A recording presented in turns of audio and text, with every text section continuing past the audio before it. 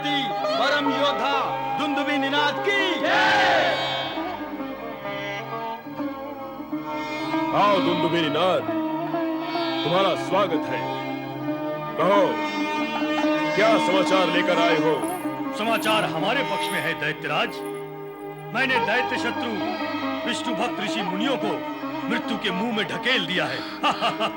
और जो बच गए वो प्राण बचाकर अज्ञातवास में जा चुके हैं। आपका विरोध करके विष्णु भक्ति करने का साहस अब कोई नहीं करेगा। पुत्र, दुंदुभी निनाद ने दैत्य जाति के लिए अनेक पराक्रमपूर्ण कार्य किए हैं। हाँ माता, और दुंदुभी निनाद ने हमारी विजय यात्रा में अपूर्व योगदान दिया है। सेनापति महापराक्रमी और परम योद्धा है। निस्संदेह। और तुम्हारे प्रति अत्यंत स्वामी भक्त भी। हम भी तो इनसे स्नेह करते हैं।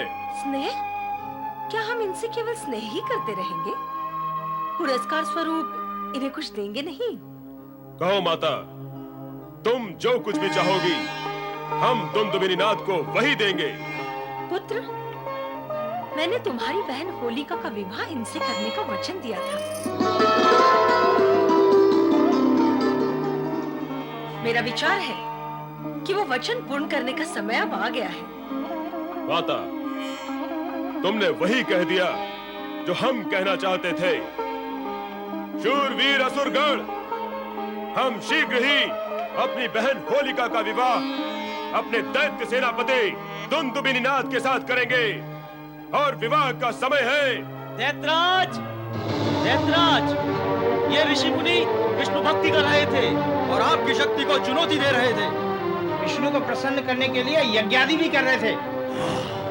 हम तो इन्हें वहीं समाप्त कर देते दैत्यराज, किंतु दैत्य सेनापति की आज्ञा थी कि इन दुष्टों को आपके सम्मुख प्रस्तुत किया जाए। विष्णु की भक्ति।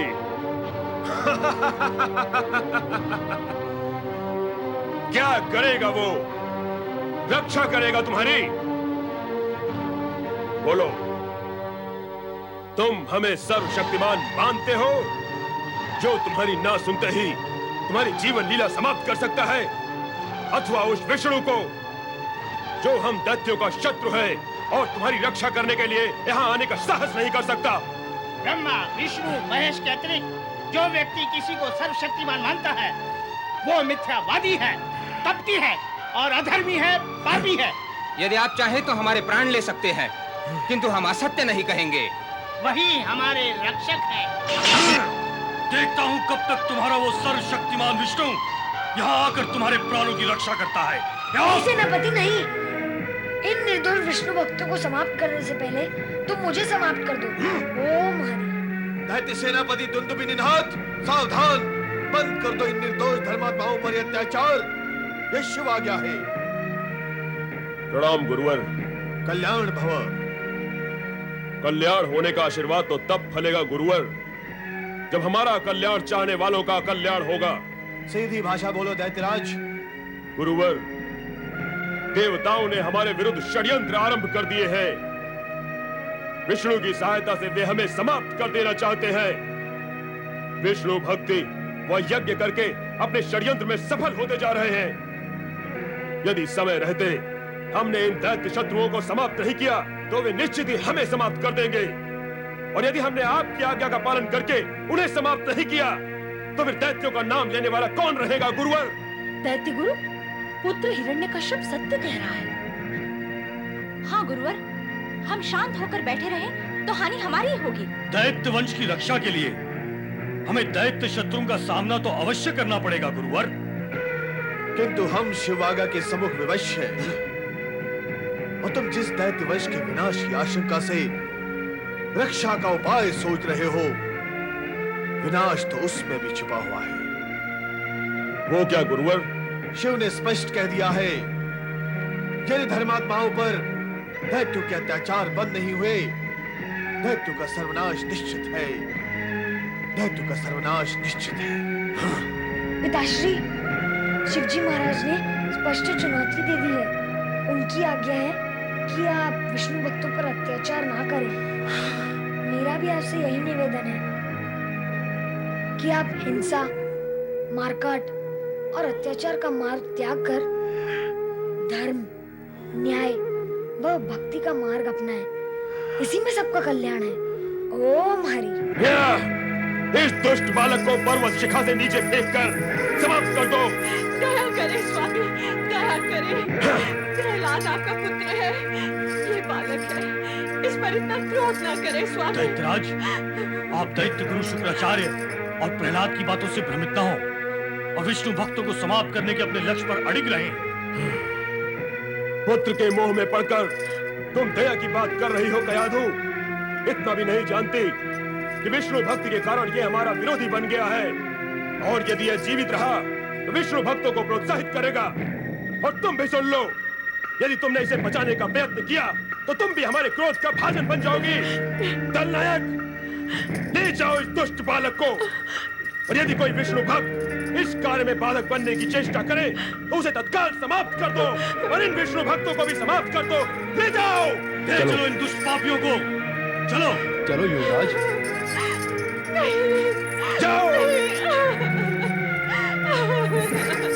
ऐसा अनर्थ न करें स्वामी, प्रहलाद हमारा पुत्र है, प्रिय पुत्र, इस पे दया करें। आप प्रहलाद के पिता हैं, क्या पिता भी कभी अपने पुत्र को ऐसा दंड देते हैं?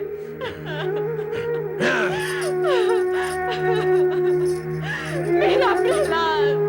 हरि बोल बोल बोल मन बोल बोल बोल, हरि बोल बोल बोल मन बोल बोल बोल, हरि बोल बोल बोल मन बोल बोल, हरि बोल बोल बोल मन बोल बोल, हरि बोल बोल बोल मन बोल बोल, हरि बोल बोल बोल। राजकुमार प्रहलाद, कहो हरि भक्त दैत्य दलनायक। ओम हरि। हम दैत्यराज हिरण्यकश्यप के दास हैं और उनकी आज्ञा से बंधे हुए हैं। ओम हरि। तो अपने स्वामी की आज्ञा को पूर्ण करो। कैसे पूर्ण करूं? अपने स्वामी की आज्ञा पूर्ण करने के लिए अपने स्वामी के पुत्र और अपने राजकुमार का वध कर दूं? उसे शिखर से नीचे ढकेल दूं? नहीं, ये मुझसे कैसे हो सकता है? ओम हरि। अरे दलनायक, तुम मेरे प्रति इतनी करुणा क्यों दिखा रहे हो? और जिसने मुझे जन्म दिया उस पिता को तो मुझ पर इतनी दया नहीं आई, और तुम तो उनके सेवक और सैनिक होकर भी इतने द्रवित हो रहे हो। तो क्या करूं? आपकी आयु, आपका कोमल शरीर, आपका भोला मुख, ममता की प्यासी आपकी आंखें, इन सब को देखकर विचलित हुआ जा रहा हूं राजकुमार प्रहलाद। ओम हरि। मेरा प्रश्न फिर वही है दलनायक, कि यह सब देखकर भी मेरे पिता कभी विचलित नहीं हुए। दृष्टि का अंतर है, पर मेरी आपसे प्रार्थना है कि आप दैत्यराज हिरण्यकश्यप की बात मान लें और विष्णु भक्ति त्याग दें। इससे आपके प्राण भी बच जाएंगे और आपके प्रति निर्दयता का व्यवहार करने से हम भी बच जाएंगे। राजकुमार प्रहलाद। ओम हरि।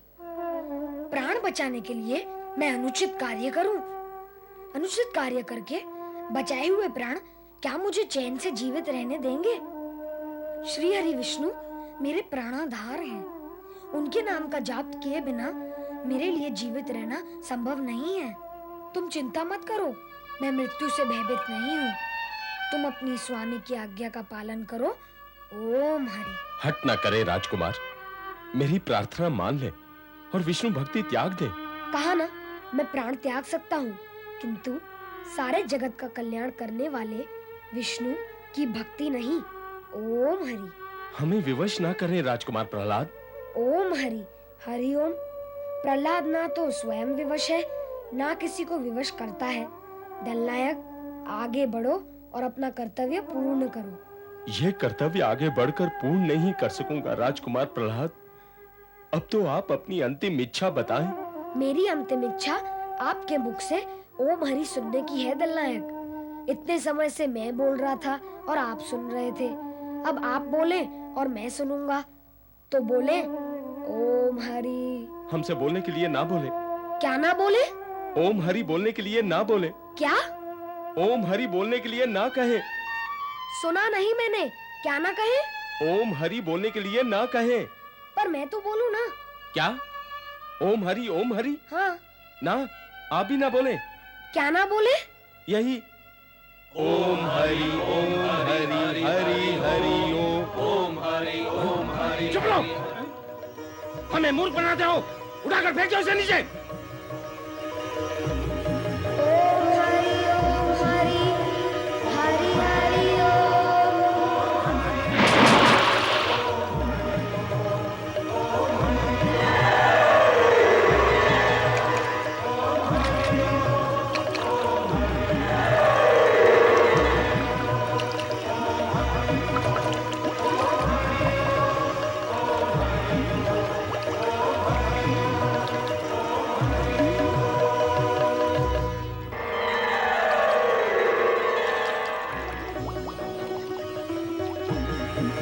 कितना सुंदर बालक है स्वामी। ये हमारा परम प्रिय भक्त प्रहलाद है देवी।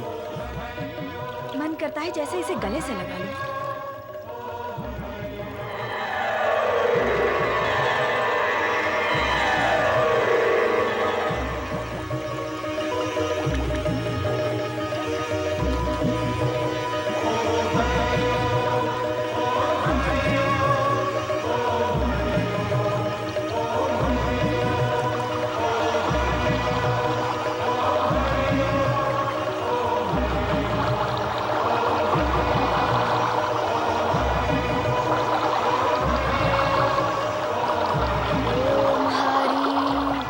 ओम हरि हरि हरि ओम। स्वामी, स्वामी, ये आपने क्या किया स्वामी? क्या किया आपने? अरे, आप प्रहलाद के पिता हैं और पिता तो सदा ही पुत्र के प्राणों का रक्षक होता है, और आप अपने पुत्र के प्राण भक्षक बन बैठे। ये भी भूल गए कि वो आपका वंशधर है और सदा ही आपके कल्याण की बात सोचता रहा है। मैं कहती हूँ स्वामी, अब भी समय है, अपने पुत्र पर दया करें, कृपा करें नाथ, उसे मृत्यु के मुख में ना ढकेले। बंद करो ये विलाप कयाधु। पुत्र के मोह ने तुम्हें अंधा बना दिया है। इतना भी नहीं समझती कि वो पुत्र होते हुए भी हमारा विरोधी है। नहीं, विष्णु भक्ति का प्रचार करके वो दैत्य साम्राज्य को समाप्त कर देना चाहता है। दैत्य साम्राज्य की सुरक्षा के प्रति यदि विचार करें तो उसे जीवित रहने का कोई अधिकार नहीं है। दैत्यराज की जय हो। दैत्यराज सेनापति दुंदुभि निनाद विष्णु से परास्त हो गए हैं। किंतु वो अब है कहां? वे इसी ओर आ रहे हैं दैत्यराज। दैत्यराज हिरण्यकश्यप की जय हो। वो तो है। क्या समाचार है ये बताओ। आपकी आज्ञा अनुसार मैंने राजकुमार प्रहलाद को खाड़ी में फेंककर समाप्त कर दिया है।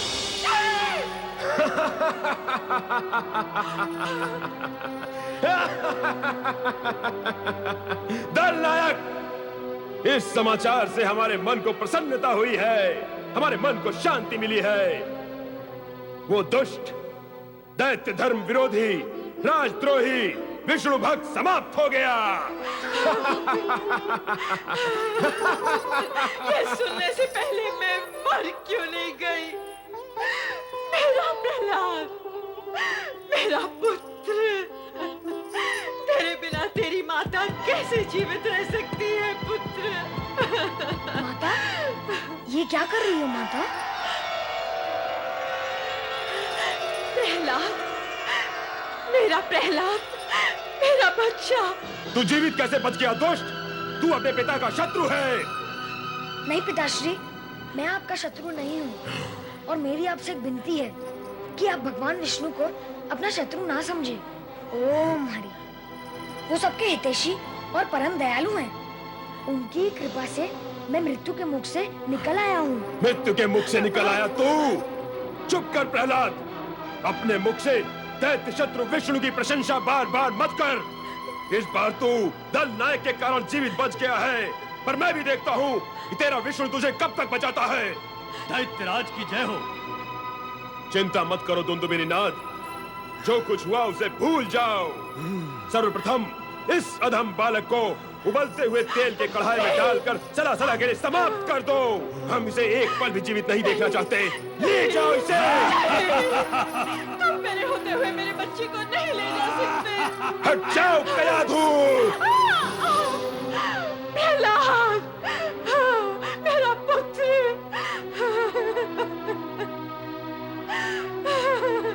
कयाधु रोती बिलखती रह गई और सैनिक उसके पुत्र प्रहलाद को निष्ठुरता पूर्वक ले गए। हिरण्यकश्यप की ये निष्ठुरता मात्र प्रहलाद पर ही नहीं अपितु जन साधारण को भी पीड़ित कर रही थी। वैसे भी अत्याचारी का अंत निश्चित होता है और विधि विधान के रचनाकार सर्वेश्वर महेश्वर भोलेनाथ सभी घटनाओं से परिचित भी थे। ओम नमः शिवाय, ओम नमः शिवाय। श्री हरि भगवान विष्णु की जय। वैकुंठनाथ भगवान विष्णु की जय। देवादिदेव महादेव भगवान शिव और महादेवी पार्वती को प्रणाम। पधारे श्री हरि विष्णु। आपका स्वागत है। भोलेनाथ, मैं आपके दर्शन और मार्गदर्शन के लिए उपस्थित हुआ हूँ।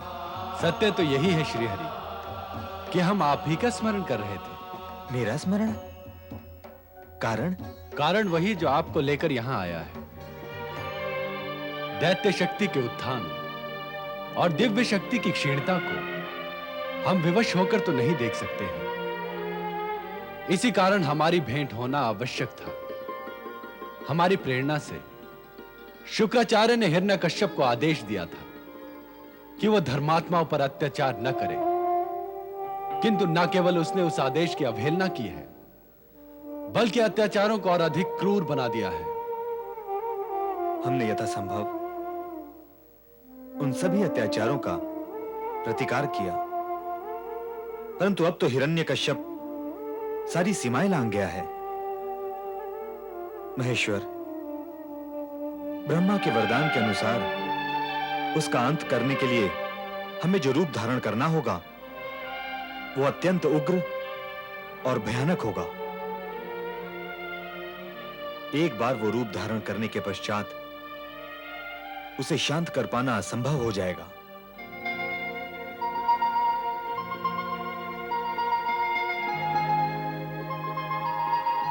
आप निश्चिंत हो जाएं श्री हरि। आपके उस उग्र रूप को शांत करने का उपाय हम अवश्य करेंगे। विष्णु और रुद्र के उग्र तथा विचित्र रूप का मिलन सृष्टि के लिए आश्चर्यपूर्ण और कल्याणकारी होगा। हमने जगत के कल्याण के लिए कई रूप धारण किए हैं और करते रहेंगे। प्रभु, क्या आप एक नवीन अवतार धारण करेंगे? विष्णु की अवतार लीला के लिए इस बार हमारा सहयोग अति आवश्यक हो गया है देवी।